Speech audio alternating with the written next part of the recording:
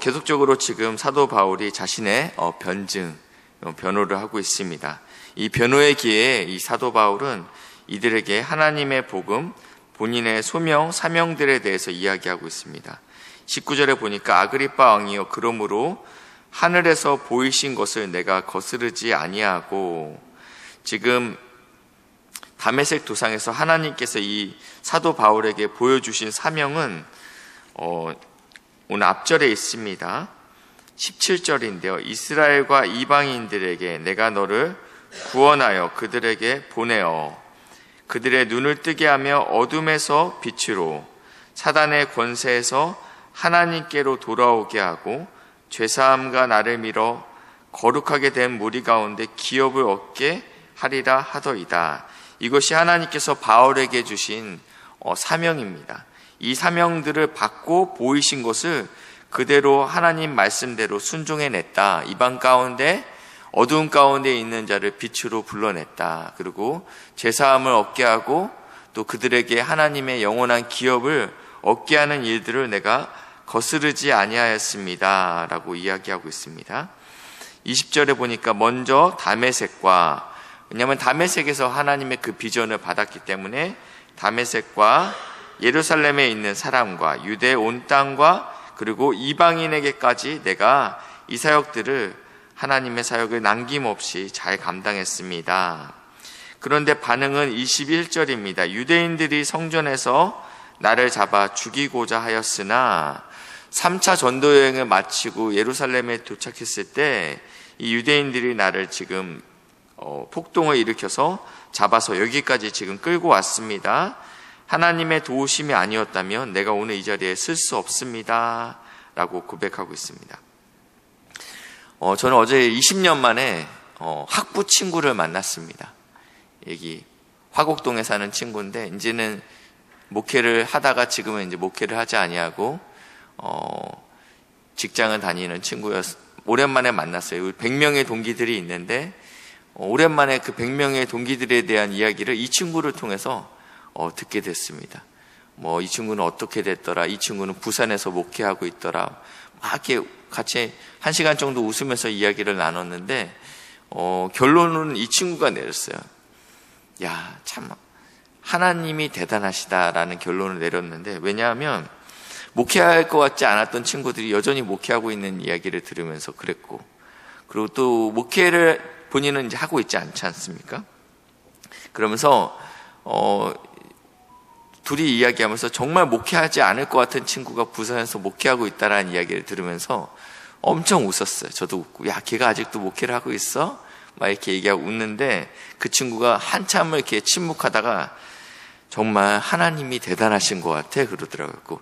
무슨 얘기지? 그래서 가만히 있으니까 정말 하나님이 어떻게 사람을 그렇게 만들어서 또 그 자리에 세우는지 모르겠다라면서 그 얘기를 했습니다. 마찬가지로 지금 바울도 지금 자신의 여정을 보아하니 이 자리에 온 것이 하나님의 도우심 아니면 내가 이 자리에 설 수 없다라고 고백하고 있는 것입니다. 그러면서 이렇게 얘기합니다. 지금 자기가 고백하고 있는 이 고백들의 내용이 선지자들과 모세가 반드시 되리라고 말한 것밖에 없으니, 이 선지자와 모세는 구약 성경을 의미하고 있습니다. 근데 구약 성경을 통해서 반드시 하나님께서 이루겠다고 하는 약속은 23절입니다. 곧 그리스도가 고난받으실 것과 죽은 자 가운데서 먼저 다시 살아나사 이스라엘과 이방인들에게 빛을 전하리라 함이니라. 그러니까 이 구약의 성경은 오실 예수에 대해서 그의 죽으심과 부활의 다시 살아나심에 대해서 증언하고 있는 책이다라고 여기서 기록하고 있습니다. 저희가 성경 계속 많이 찾아봤는데요. 누가복음 24장 46, 47절인데요. 46, 47절인데 제가 자막을 아마 그렇게 부탁드렸을 텐데 44절에 이렇게 시작하고 있어요. 또 이르시되 내가 너희와 함께 있을 때 너희에게 말한 바, 예수님께서 지금 제자에게 하는 이야기입니다. 곧 모세의 율법과 선지자의 글과 시편의 구약 성경을 이야기하고 있죠. 나를 가르쳐 기록된 모든 것이 이루어져야 하리라 한 말이 이것이다. 이 구약 성경에 예수에 대해서 기록된 것이 있는데 그것이 바로 무엇이냐면 46절입니다. 그리스도가 고난을 받고 제3일에 죽은 자 가운데서 살아날 것과. 그러니까 이 구약 성경이 예수에 대해서 증언하고 있는데 그 예수의 어떠한 부분에 대해서 증언하고 있냐면 예수님의 죽으심과 부활에 대해서 증언하고 있다라고 예수님께서 직접 말씀하셨습니다. 로마서 1장인데요. 1장 2절부터 4절 말씀인데요. 이 복음은 하나님이 선지자들을 통하여, 구약 성경을 이야기하고 있죠. 선지자를 통하여 그 아들에 관하여 성경에 미리 약속하신 것이다. 그러니까 구약은 옛 언약이죠. 옛 약속이라는 뜻입니다. 하나님께서 무슨 약속을 하셨냐? 예수에 관련된 약속을 하셨다. 그러면서 3절에 그 아들에 관하여 말하면 육신으로는 다윗의 혈통으로 나실 것을 약속하셨고, 두 번째 성결의 영으로는 죽은 자들 가운데서 부활하사 능력으로 하나님의 아들로 선포되었으니 곧 우리 주 예수 그리스도시니라. 그러니까 그가 반드시 죽을 것과 부활하실 것들에 대해서 옛 언약, 이 선지서들을 통해서 하나님께서 미리 약속하셨다. 자신은 지금 그것을 증언하고 있다는 것입니다. 자신이 새로운 것들을 증언하는 것이 아닌 우리 유대인들이 믿고 있는 이 구약을 통해서 그 약속된 예수, 그리고 그 예수가 반드시 죽을 것과 부활할 것들에 대해서 내가 이렇게 증언하고 있습니다. 그래서 이렇게 전하고 있습니다. 그래서 24절 보시니까요. 바울이 이같이 변명하며 자신의 죄 없음을 증언하는 아주 귀한 시간에 예수 그리스도에 대해서 증언하고 있습니다. 이 베스도 총독이 크게 소리내어 이르되 바울아 내가 미쳤도다. 지금 이 성경적인 유대인에 대한 전혀 배경 지식이 없는 베스도 총독입니다. 로마 문화에서 살다가 총독으로 부임됐습니다. 그러니까 이 문화를 전혀 알 수 없는 사람이죠. 그러니까 너가 그렇게 학문적으로 뛰어난 것 같긴 같은데 너의 그 사상들이 굉장히 미친 것 같다. 내 많은 학문이 너를 미치게 하였다. 세상 사람들은 바울을 이렇게 볼 수 있다라는 거예요. 고린도 후서 5장 13절에 보시니까요. 우리가 많이 미쳤어도 하나님을 위한 것이요. 그러니까 사람들이 바울을 볼 때마다 이런 이야기를 했던 것 같아요. 그러니까 본인이 이렇게 써놨잖아요. 내가 만약에 미친 것도, 만약에 미쳤다면 이것도 주님을 위한 것이다. 세상 사람들이 볼 때 예수에 믿는 사람들은 살짝 미친 것 같이 보이는 거예요. 왜 쟤네들이 저렇게 저기에 집중할까? 저렇게 돈이 되지 않는 일에 모든 것들을 헌신하며 살아낼까라고 오해할 수 있다는 것입니다.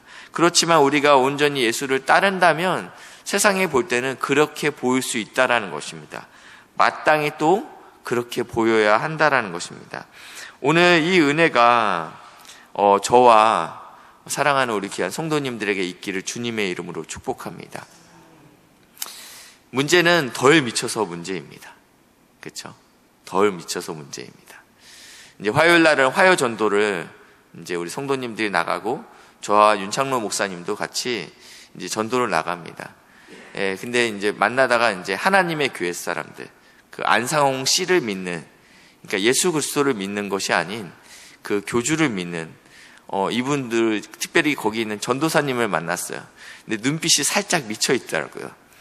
네, 눈빛이 완전히 확신에 충만한 모습을 보면서 제가 마음 가운데 내가 저런 모습으로 서 있어야 되는데, 내가 저런 모습으로 살아내야 되는데, 이단이지만 그 안에 있는 그런 확신과 그 눈빛을 보면서 내가 저러지 못했구나라는 생각들 들었는데, 복음에 붙잡힌 사람, 복음에 확신이 있는 사람, 특별히 예수의 확신이 있는 사람은 본인이 죄인된 신분임에도 불구하고 왕 앞에서, 자신을 지금 판결하는 왕 앞에서 예수에 사로잡힌 사람의 모습이 이러했다라는 것입니다.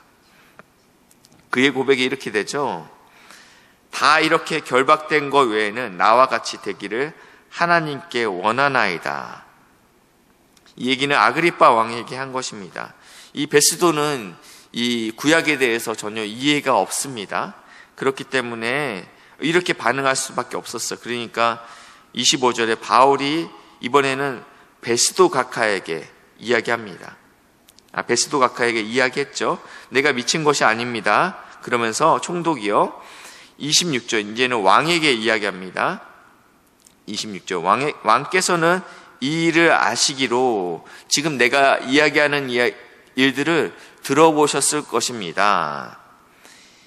왜냐하면 이 일이 어쩐 한 구속에 일어난 것이 아니고 사실은 굉장히 떠들썩할 만한 사건이었기 때문에 왕은 다 들어봤을 것입니다. 27절입니다. 아그리빠 왕이요 선지자를 믿으시나이까? 구약 성경을 믿으십니까? 믿으시는 줄 아나이다. 그러니까 아그리빠 왕이 네가 작은 말로 나를 권하 이 짧은 시간 안에 나를 예수쟁이로 만들려고 하는구나. 그러면서 이제 바울이 했던 고백이 오늘 고백입니다. 모든 사람도 다 이같이 결박된 것 외에는 나와 같이 되기를 하나님께 원하나이다. 내가 이렇게 복음에 사로잡혀 있고 어떤 사람에게는 약간 미치광이처럼 보일 수 있을지 몰라도 복음의 나처럼 온전히 모든 사람이 사로잡히길 원하나이다 라고 고백했습니다. 오늘 이 바울의 고백이 오늘 저의 고백, 그리고 우리 사랑하는 귀한 성도님들의 고백, 그리고 우리 여름 성경학교를 앞두고 있는 우리 아이들이 이 복음에 온전히 사로잡혀서 우리 캄보디아 선교를 가고 있는 청년들이 이 복음에 온전히 사로잡히는 은혜가 있기를 주님의 이름으로 축복합니다. 얼마 남지 않았습니다. 우리 캄보디아 선교와 또 우리 주일학교, 성경학교를 통해서 아이들이 복음 안에서 사로잡히는 은혜를 부어달라고 그리고 본인을 위해서, 그리고 목회자들을 위해서 복음에 사로잡히는 은혜를 부어달라고 기도해 주시면 감사하겠습니다. 기도하시겠습니다. 사랑의 주님 감사합니다.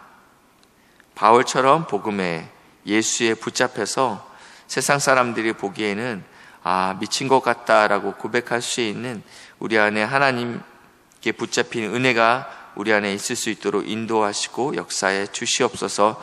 무엇보다도 성경학교가 얼마 남지 않았습니다. 또 우리 선교가 얼마 남지 않았습니다.